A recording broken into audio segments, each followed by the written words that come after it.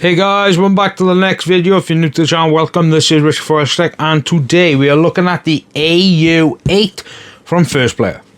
Should you buy it?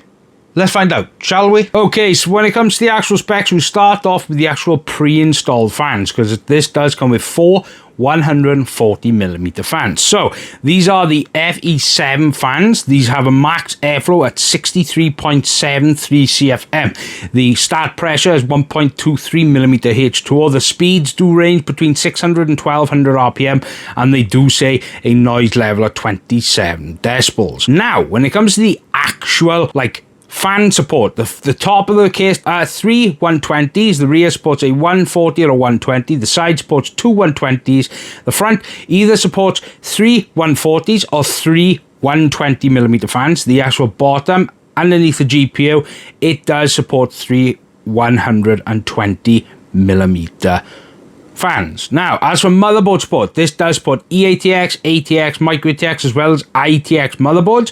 The actual CPU cooler max height is 174mm with a GPU max length at 400mm. This does have a lot of airflow in mind. It has got absolute perforations everywhere. It has dust filters included as well.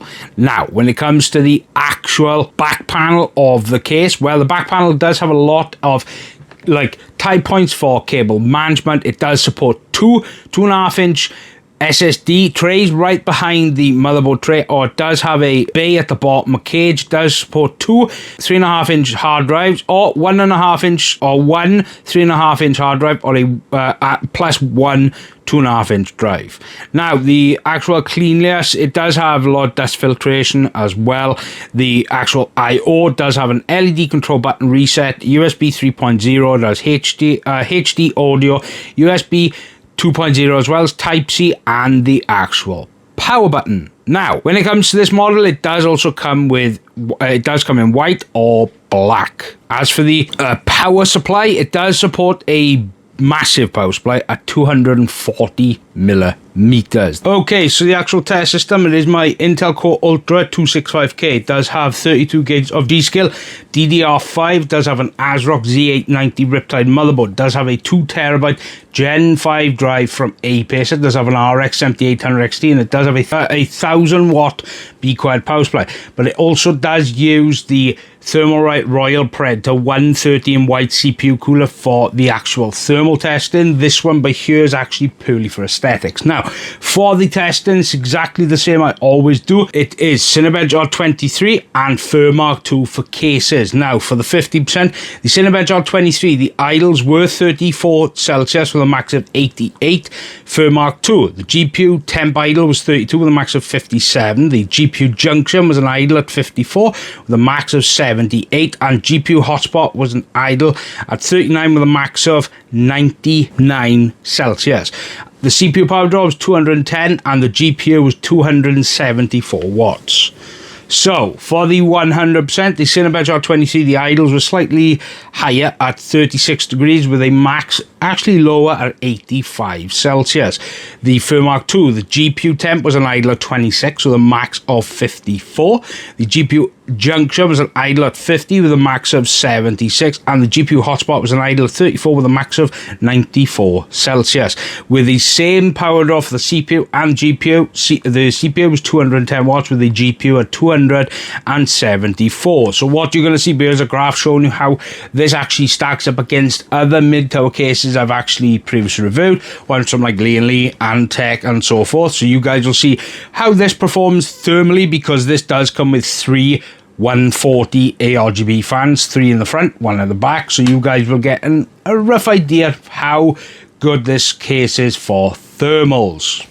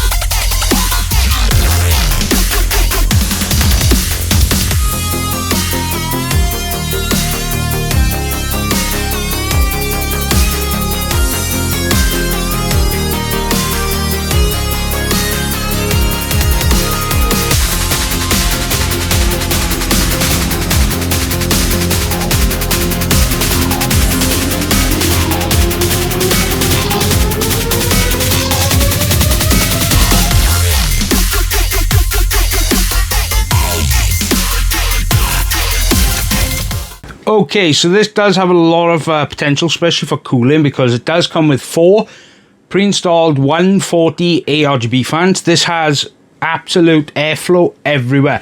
The front panel, the inside the case, the back panel, also the top, as well as everywhere else. It's got a lot of ventilation, especially for big GPUs, because this does support pretty much the biggest you can actually fit in here. It does come with its own GPU support as well. It does support big coolers. The Royal Predator from FurMark, this 130, fit in here with 0 issues with the side panel on and off. It does fit very big motherboards, small motherboards, all the way up to E80X. It does have a lot of good features, like I said, the amount of airflow you get in, so you can fit all modern hardware in this. But one of the main aspects of this is probably going to be the back panel, because there is not a lot of room. You ready? Okay. This little flimsy, it does come with the pre-attached or an included magnetic dust filter. Now, as you can probably see, there's not a lot of room at the back for cable management. I had to force down the back panel. I think that is probably because of there's a lot of room in the front, but the back, for some reason, there's not so much room, especially at the back panel. There's literally maybe, I'd say, 1/4 of an inch, maybe not even that. So it does fit a lot of cables. Obviously, if you were a bit more tactical with cable management, because I'm not known for cable management, especially when it comes to cases and stuff. So if you were a bit more tactical, you could perhaps get the cables to look a lot easier, a lot tidier. The fans do come standard PWM, standard ARGB, which is fantastic. I wish it had a hub, but obviously they are all pre-attached, so you won't have to worry there. It's got SSD mounts. It can fit massive power supplies. It does have, it has hard drive bays, SSD mounts. You can fit fans here and here. I mean, you don't know, but yeah. I mean, the overall back panel looks okay. I wish there was a little bit more room, but other than that, the back panel isn't bad. Okay, so should you buy this case? Well, if I can find the price, because from initial looks I couldn't find an actual price online, I'll make sure to put it by here in the video so you guys actually know the price. I like the case, especially the lighting and this in the front. Now, it looks really nice with the lighting. Now, they did send 9 ARGB fans with reverse as well, but personally, I think this is more than capable of actually giving enough airflow to your components, because it's got 3 massive 140s at the front, 1 140 at the back, so it's got initial airflow there. The top panel, you can fit another 360 or whatever. You could fit an AIO up here, no problem. Obviously, it's got a lot of airflow centric options, like a lot of modern cases these days. Now, whether you should buy it or not, that's really going to be up to you, and I'll leave that up to you personally. I like the case. I think it looks quite nice, especially the RGB. It looks really, really nice. But whether you agree or not, that's really going to be up to you. Now, if I can find a link or even a price, I'll make sure to put it down in the description. A big thank you to 1stPlayer. Yeah, look, make sure you subscribe to the channel, because I've got tons of stuff coming. I've got a mini gaming PC, about that small it is. I've got more AIOs. I've got cases here from Gamdias as well as Cougar. I've got a motherboard here. I've got case fans from Lee and Lee here. I've got more stuff coming from them, so make sure you subscribe to the channel. And as always, this is Rich for WELSHYTECH. I hope you guys have a fantastic weekend and week ahead of you. Goodbye.